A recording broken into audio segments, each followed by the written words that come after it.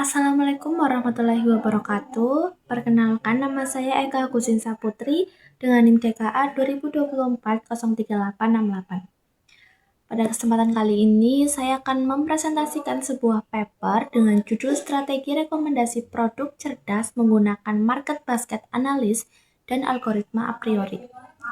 Penelitian ini membahas bagaimana data transaksi bisa dimanfaatkan untuk meningkatkan penjualan melalui sistem rekomendasi produk. Baik, langsung saja untuk slide yang pertama menunjukkan bahwa perkembangan e-commerce di Indonesia mengalami peningkatan yang sangat pesat dari tahun ke tahun. Berdasarkan data, nilai transaksi terus meningkat hingga ratusan triliun rupiah. Namun, meskipun pertumbuhannya tinggi, masih banyak potensi yang belum dimaksimalkan. Hal ini karena hanya menampilkan produk saja tidak cukup untuk bersaing, sehingga diperlukan strategi yang lebih cerdas seperti sistem rekomendasi produk. Baik, lanjut untuk slide yang ketiga. Pada e-commerce tentunya terdapat beberapa tantangan utama. Yang pertama ada choice overload, yaitu di mana kondisi pembeli merasa bingung karena terlalu banyak pilihan produk. Dan yang kedua ada katalog yang masih statis, di mana sistem hanya menampilkan produk berdasarkan kategori, sehingga peluang penjualan tambahan atau cross-selling menjadi kurang optimal. Oleh karena itu, dibutuhkan sistem yang lebih pintar untuk memahami kebutuhan pelanggan.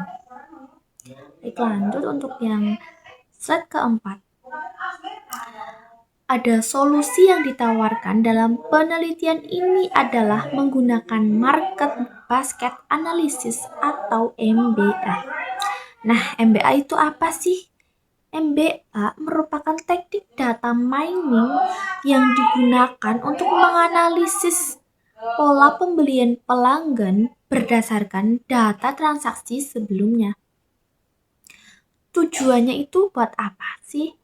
Tujuannya yaitu untuk mengetahui produk apa saja yang sering dibeli secara bersamaan.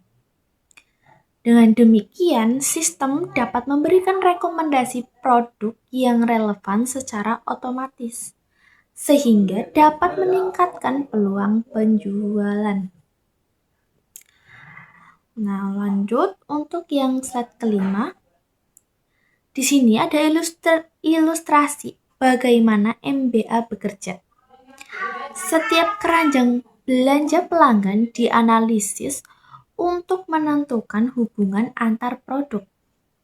Misalnya, jika pelanggan membeli produk A, maka kemungkinan besar juga akan membeli produk B.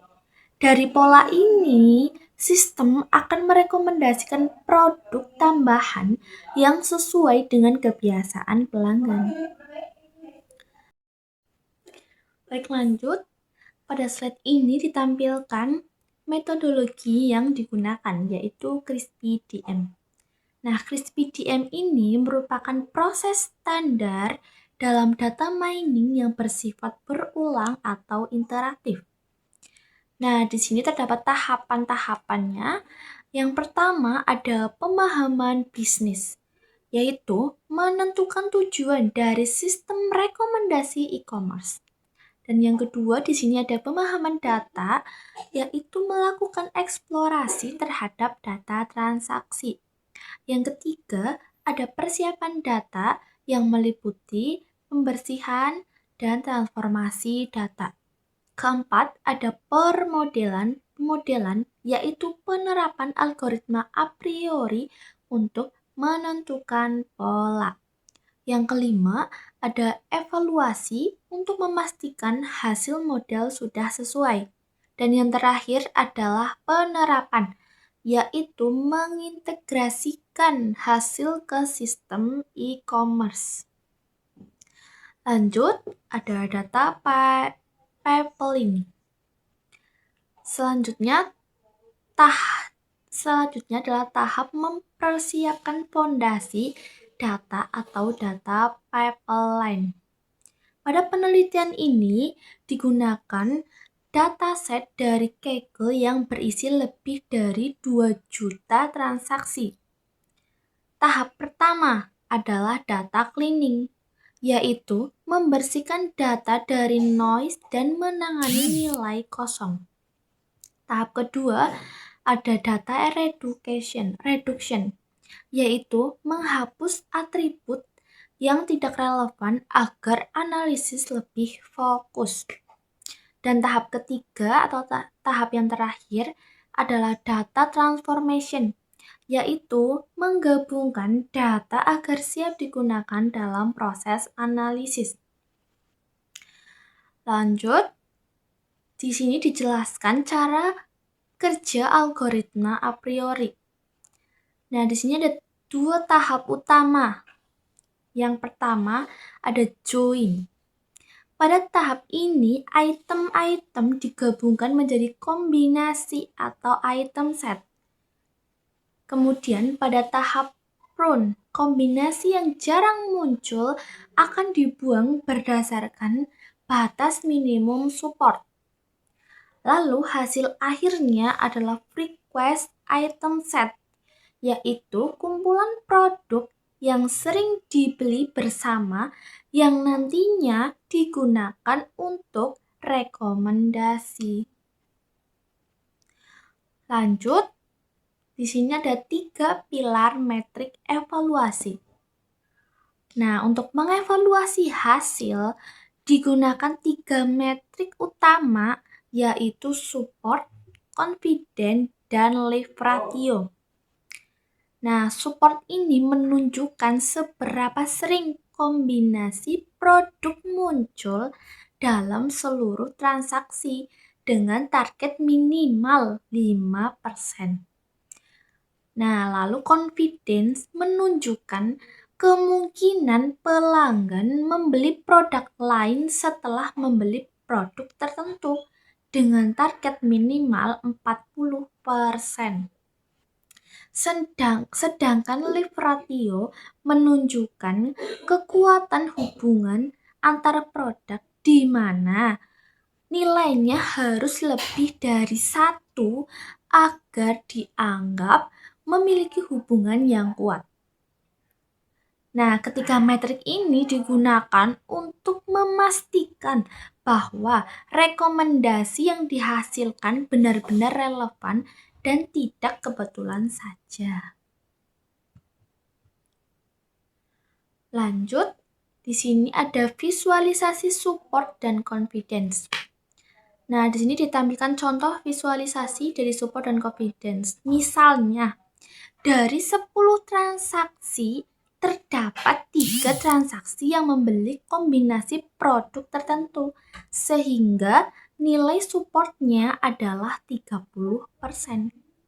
Kemudian, confidence menunjukkan tingkat kemungkinan pembelian produk lain.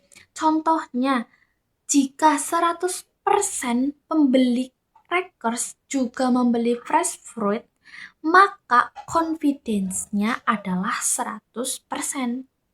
Artinya, kedua produk tersebut memiliki hubungan yang sangat kuat dalam pola pembelian pelanggan. Lalu di sini ada leave ratio yang digunakan untuk mengukur kekuatan hubungan antar produk. Jika nilai leave ratio lebih dari 1, berarti terdapat hubungan positif antara kedua produk.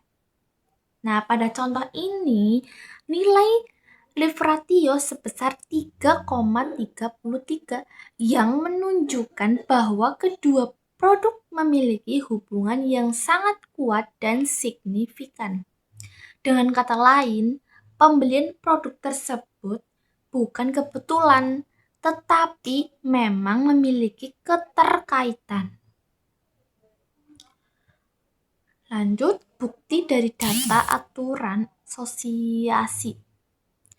Nah, ini ditunjukkan hasil aturan asosiasi yang ditemukan dari data. Misalnya, pelanggan yang membeli crackers cenderung juga membeli fast food dengan confidence yang tinggi. Contoh lain, pelanggan yang membeli perlengkapan cukur memiliki kemungkinan besar untuk membeli produk pelengkap seperti busa cukur atau aftershave. Hal ini membuktikan bahwa algoritma mampu menemukan pola pembelian yang nyata dari data.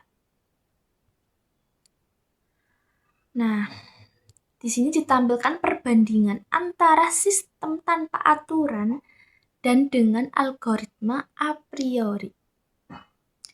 Pada sistem biasa, rekomendasi produk bersifat acak dan hanya berdasarkan kategori sehingga kurang efektif. Sedangkan dengan algoritma a priori, sistem mampu memberikan rekomendasi yang lebih relevan berdasarkan pola pembelian pelanggan. Hal ini membuat sistem menjadi lebih cerdas dan dapat meningkatkan peluang penjualan melalui cross-selling.